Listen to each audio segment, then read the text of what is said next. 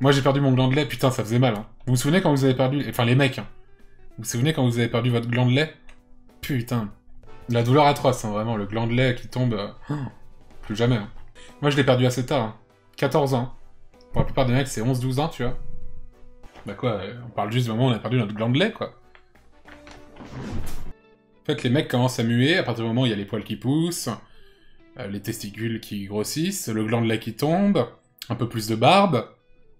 C'est ça la puberté chez les mecs, en fait. Après, le gland de sagesse met à peu près 2-3 semaines à pousser, tu vois. Faut pas toucher, tu vois. Putain, quand tu pisses pendant cette période, je sais pas si vous vous souvenez. Oh, c'était... T'as l'impression de pisser les lames de rasoir, quoi. Ouais, le nom scientifique, c'est... Glandus lactalis. Tu t'es fait retirer ton gland de sagesse, mais non. Ah, ça, je sais que c'est très à la mode. C'est très à la mode, t'as plein de stars. Il y a Kanye West qui s'est fait retirer son gland de sagesse.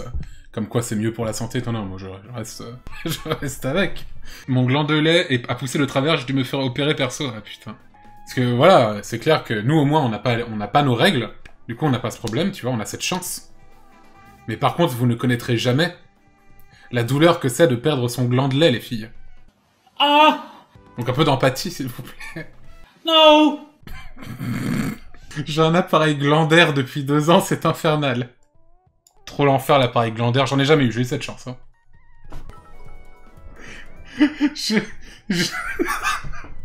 J'ai un glantifrice qui fonctionne assez bien pour le coup. Petit rendez-vous chez le... Petit rendez-vous chez le petit orthoglandiste tranquillou pilou. Au cinéma, dans le film Harry Potter et le prisonnier d'Azkaban, le mage noir et ennemi d'Harry précise dans la scène de combat finale qu'il n'a pas perdu son gland de lait. Ce qui n'est pas étonnant puisque cet homme, visiblement âgé de plus de 25 ans, n'a jamais eu de rapport avec un être humain. Nous n'avons pas de preuve qu'un animal n'y est pas passé. La fiction est ainsi identique à la réalité. C'est vrai, effectivement, t'as beaucoup de références au gland de lait dans Harry Potter.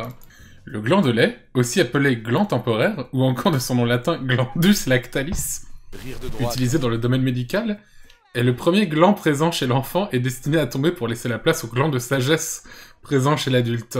En comparaison, le gland de sagesse est plus fort, plus puissant et plus esthétique. Il faut savoir que si, au bout de vos 16 ans, le gland n'est toujours pas tombé, il faut rapidement prendre rendez-vous chez un médecin expérimenté, car cela risque de détériorer votre santé. Il est récurrent que les viewers de Antoine Daniel aient toujours leur gland de lait. Louis IX.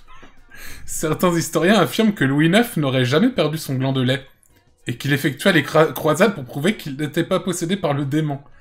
Cela nous est expliqué dans les manuscrits de l'archevêque François de Conzié, qui écrivit en 1426 dans un ouvrage sur la vie de Louis IX, le roi Louis le IXe, n'ayant pas perdu son attribut N'ayant pas perdu son attribut laiteux à un âge avancé, il en conçut une honte incommensurable et s'en fut prouver sa valeur en pourfendant l'infidèle. Le sabrage. La non-perte du gland de lait passé l'âge médian peut inciter les jeunes à sabrer, tel qu'on le fait avec le bouchon d'une bouteille de champagne, leur gland de lait. Bien que banalisée, cette pratique reste extrêmement dangereuse et est donc à effectuer avec précaution.